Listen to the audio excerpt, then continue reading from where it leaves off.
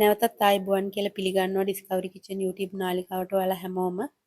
ඔන්න අද මම ඔයාලට කියලා දෙන්න යන්නේ රසම රස චොක්ලට් පුඩින් එකක් ලේසියෙන්ම හදාගන්න විදිහ. ඔයාලා මේ වීඩියෝ එක බලන වෙලාවෙත් මගේ channel එක subscribe කරලා නැත්නම් subscribe කරලා bell icon එක all දාලා තියාගන්න. එතකොට මම අලුත් වීඩියෝ එකක් දැම්ම ගමන් ඔයාලට බලා ගන්න පුළුවන්. අපි බලමු මේ රසම රස පුඩින් එක කොහොමද හදාගන්නේ කියලා. මම මෙතන fresh milk ලීටරයක් අරන් තියෙනවා. කෝර්න්ෆ්ලා පුරවපු මේස හැඳි 5යි. කොකෝ පවුඩර්, චොක්ලට් පවුඩර් පුරවපු මේස හැඳි 3යි. සීනි අරන් තියෙනවා. Butter gram 60යි.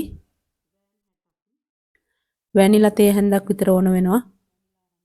ඒ වගේම මම මෙතන අයිස්ක්‍රීම් කන්ටේනර් එකක් අරන් තියෙනවා. මේක ඇත්තට මම අරන් තියෙන්නේ මේකේ හැඩේ ගන්න ඕන නිසා මම මේකටත් ඔයිල් ටිකක් ගාලා ලෑස්ති කරගෙන තියෙනවා. ඔයාලට ඕන නම් වෙන එකක් වුණත් පාවිච්චි කරන්න පුළුවන්. වෙන හැඩයක්. අපි ඉක්මනටම බලමු පුඩින් එක හදාගන්න විදිහ. මික්ස් කරගන්න පුළුවන් භාජනයකට ෆ්‍රෙෂ් මිල්ක් ටික මුලින්ම දාගන්නවා.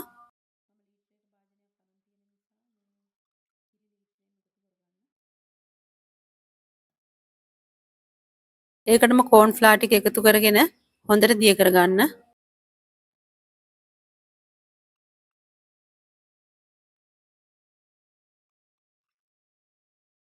ඔක්කොම එකවර එකතු කරගන්න.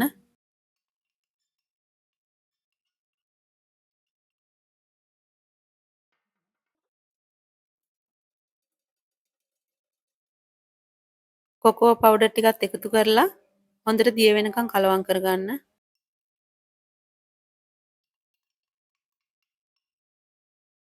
කොකෝ පවුඩර් දිය වෙන්න ටිකක් වෙලා යනවා. කැට නැති වෙනකන් හොඳට දිය කරගන්න.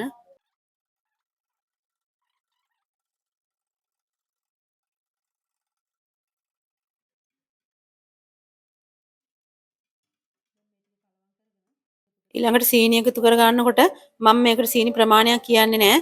ඔයාගේ රස අනුව සීනි එකතු කරගන්න. මම නම් මේකට මේස හැන්දෙන් 8ක් විතර වගේ එකතු කරගත්තා. සීනි ප්‍රමාණය ගැටලුවක් වෙන්නේ නැහැ. සීනි ටිකත් හොඳට දිය කරගන්න. වැනිලා තේ හැන්දකුත් එකතු කරගන්න.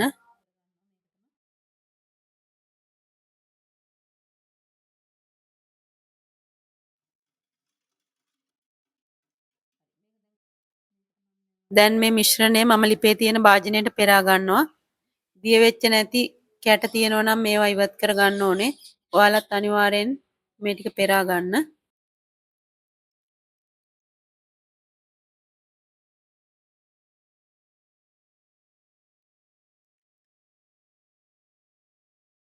හොඳට දිය වෙලා තියෙන්නේ. කැලි නම් මුකුත් ඉතුරු වෙලා නැහැ.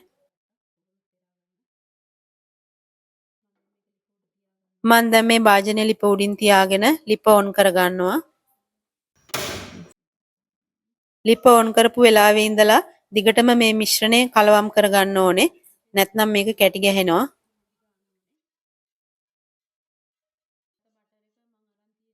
මම මෙතන අරන් තියෙන්නේ salted butter එකක්. ඔයාලා unsalted butter ගන්නවා නම් ලුණු පොඩ්ඩක් එකතු කරන්න.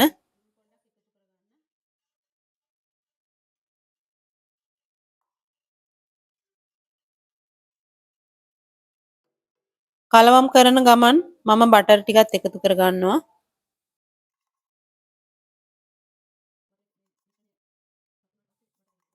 දිගටම කලවම් කරන්න. මේ මිශ්‍රණය සෙට් වීගෙන එනකොට ඔයාගේ අතට තද ගතියක් දැනෙනවා. ඒ වෙලාවේ නොනවත්වා දිගටම කලවම් කරන්න.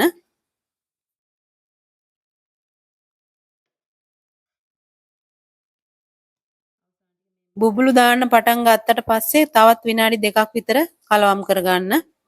ඔයාලට පේනවා ඇති මේක දැන් හොඳට සෙට් වෙලා තියෙන්නේ කියලා. මම දැන් ලිප ඔෆ් කරගෙන රස්නේ පිටම මේක කන්ටේනර් එකට දාගන්නවා. ඔයාලට මේකට කැමති ට්‍රේ එකක් ගන්න පුළුවන්. මේ හැඩේ තියෙන ට්‍රේ එකක් මන් ළඟ නැති නිසායි මේකට දාගන්නේ.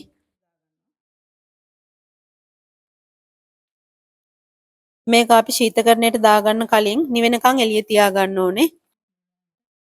පැයක් විතර එළිය තියලා ශීතකරණයට දාගන්න. ශීතකරණයට දාගන්නකොට මතක තියාගන්න භාජනය වහලා දාන්න එපා, ඇරලා දාන්න.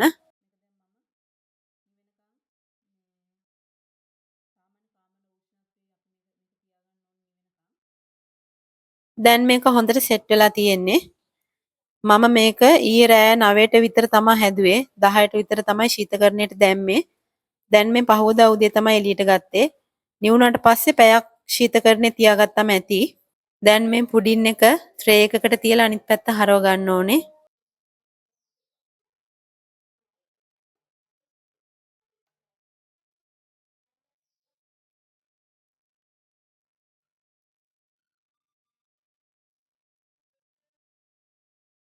බලන්න ලස්සනට සෙට් වෙලා තියෙනවා. කෑලි ටිකක් කපලා බලමු කොහොමද කියලා.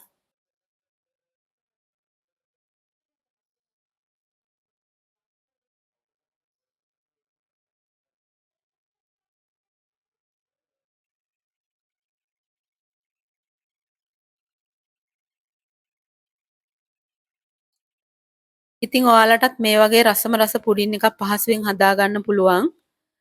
හදලා Dilu discovery kitchen FB page එකට ෆොටෝ එකක් අප්ලෝඩ් කරන්න. ඔයාලා මගේ වීඩියෝ එකට කැමති නම් ලයික් එකක් දාන්න. නැවතත් රසබඩ වීඩියෝ එකකින් හමු වෙන තුරු ගිහින් එන්නම්. සුබ දවසක් හැමෝටම.